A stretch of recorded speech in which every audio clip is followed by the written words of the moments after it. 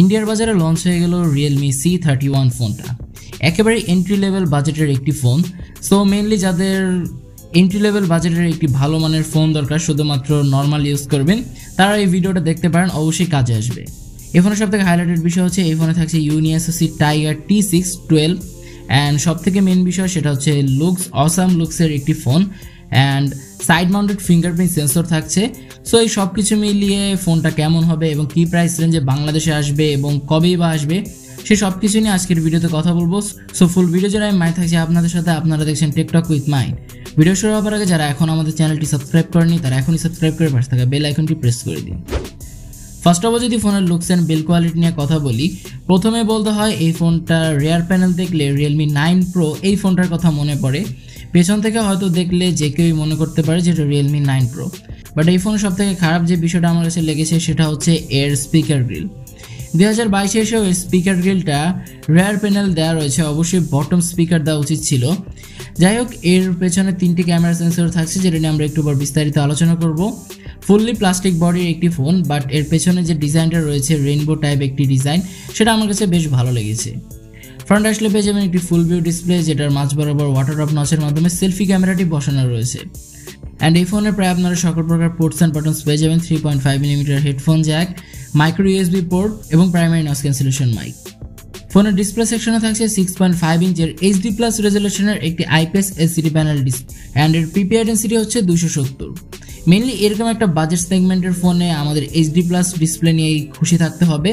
অবশ্যই এরকম একটা বাজেট রেঞ্জে আমি কোনো ফোনকেই ফুল HD ডিসপ্লে দিতে দেখি নাই, বাট এই ফোনটা HD+ ডিসপ্লে হওয়া সত্ত্বেও এর কোয়ালিটিটা বেশ ভালো পাবেন। অর্থাৎ বাজেটের দিকে যদি তাকানো হয় সেক্ষেত্রে বেশ ভালো একটা পারফরমেন্সই পাওয়া যাবে। পারফরমেন্স নিয়ে কথা বলতে গেলে থাকছে Android 11, যার ব্যাক এন্ডে থাকছে Realme UI 2.0 অ্যান্ড এর চিপসেট হিসেবে থাকছে ইউনিএসওসি টাইগার T612, যা একটি 12 ন্যানোমিটার বেসড অক্টাকোর প্রসেসর এবং এর ক্লক স্পিড হচ্ছে 1.8 GHz। জিপি হিসেবে থাকছে Mali G57। সো এই ফোনটার পারফরমেন্স সেকশন নিয়ে যদি একটু বিস্তারিত আলোচনা করি, সেক্ষেত্রে বলতে হয় এন্ট্রি লেভেলে যে সকল গেম রয়েছে আপনারা বেশ স্মুথলি খেলতে পারবেন। টুকটাক ভিডিও এডিট প্লাস হচ্ছে নর্মাল ইউজের ক্ষেত্রে বেশ ভালো একটা পারফরমেন্সই পাবেন। বাট এই ফোন দিয়ে যদি আপনারা একটু হার্ড লেভেলের গেমিং করতে চান, তাহলে সেটা অবশ্যই মাথা থেকে ঝেড়ে ফেলুন, কারণ এই ফোন থেকে আপনারা ভালো একটা ফিডব্যাক পাবেন না। ফ্রি ফায়ার, পাবজি এই টাইপের গেমগুলো হয়তো অনেক ল্যাকেন্সি পাবেন। ইনফ্যাক্ট হাই রেজলিউশনের যে সকল গেম রয়েছে খুব একটা ভালো পারফরমেন্স পাওয়া যাবে না। এই ফোনের মোট দুটো ভ্যারিয়েন্ট রয়েছে, 4GB RAM 64GB ROM এবং 3GB RAM 32GB ROM, যা স্টোরেজ টাইপ হিসেবে থাকছে UFS 2.2। ক্যামেরা নিয়ে কথা বলতে গেলে থাকছে ট্রিপল ক্যামেরা সেটআপ, যার মেইন ক্যামেরা হিসেবে থাকছে 13 মেগাপিক্সেলের একটি ওয়াইড ক্যামেরা, 2 মেগাপিক্সেলের একটি ম্যাক্রো শুটার থাকছে এবং 0.3 মেগাপিক্সেলের একটি ডেপথ সেন্সর থাকছে। সো যেহেতু বাজেট সেগমেন্টের ফোন, সো সব কিছুই কম টমই পাবেন সেটাই আশা করা হয়। অ্যান্ড এই ফোন দিয়ে আপনারা 1080p 30 fps রেকর্ড করতে পারবেন। অ্যান্ড বলতে গেলে এরকম একটা বাজেট পয়েন্টে এই ফোনের ক্যামেরা বেশ ভালো পারফরমেন্স করেছে। অর্থাৎ আপনারা নর্মাল ফটোশ্যুট যদি করতে চান সেক্ষেত্রে একটা ভালো ফিডব্যাকই পেয়ে যাবেন। ফ্রন্ট আসলে পেয়ে যাবেন একটি 5 মেগাপিক্সেলের সেলফি ক্যামেরা, যেটা দিয়ে আপনারা 1080p 30 fps রেকর্ড করতে পারবেন। অ্যান্ড বলতে গেলে একেবারে এভারেজ টাইপের একটা রেজাল্ট পেয়ে যাবেন। এবার যদি আমরা ব্যাটারি নিয়ে কথা বলি, এই ফোনে থাকছে 5000 mAh ব্যাটারি ব্যাকআপ, যেটাকে চার্জ দেওয়ার জন্য 10 ওয়াটের চার্জার পেয়ে যাবেন। সো বলতে গেলে এই ফোন দিয়ে আপনারা প্রায় একদিনের অধিক সময় ব্যাকআপ পেয়ে যাবেন যারা রেগুলার ইউজার রয়েছেন। বাট যারা অতিরিক্ত মাল্টিমিডিয়া কনজাংশন করেন তাদের হয়তো দিনে 2বারের মতো চার্জ দেওয়ার প্রয়োজন পড়তে পারে। অ্যান্ড এই 10 ওয়াটের চার্জার দিয়ে হয়তো আপনাদের 2.5 ঘন্টা প্লাস সময় লেগে যাবে এই 5000 mAh ব্যাটারিকে চার্জ দেওয়ার জন্য।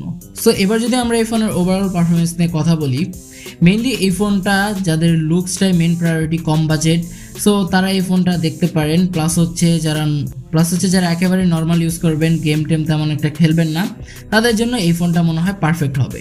বাট যারা একটু হার্ড ইউজার রয়েছেন, প্লাস হচ্ছে অনেক হার্ড লেভেলের ভিডিও এডিট করেন, প্লাস হচ্ছে গেমিং করেন, তাদের জন্য এই ফোনটা একেবারেই না, যেহেতু এন্ট্রি লেভেল বাজেটের একটি ফোন। সো যেটা মেইন কথা সেটা হচ্ছে এই ফোনটা কবে আসবে এবং কি প্রাইস রেঞ্জে লঞ্চ হবে। সো আজকে যেহেতু এই ফোনটা ইন্ডিয়ান মার্কেটে লঞ্চ হয়েছে, সেক্ষেত্রে বাংলাদেশে আসতে হয়তো এপ্রিল মাসের মাঝ দিক কিংবা শেষের দিক সময় লেগে যাবে। অ্যান্ড এটার প্রাইস নিয়ে বলতে গেলে ইন্ডিয়ান মার্কেটে আমি দেখতে পেয়েছি যে বিভিন্ন জায়গায় 8500 রুপি এবং কিছু জায়গায় আমি 9000 রুপিও দেখতে পেয়েছি। সো সেক্ষেত্রে বাংলাদেশে আসলে হয়তো 12 থেকে 13,000 টাকা প্রাইস হতে পারে, কিংবা এর কম বেশিও হতে পারে, আমি ঠিক শিওর না। এই ফোনটা যদি 12,000 টাকার বেশি প্রাইসে লঞ্চ হয়, সেক্ষেত্রে আমার কাছে এই ফোনটা ওভার প্রাইস একটি ফোন বলেই মনে হবে।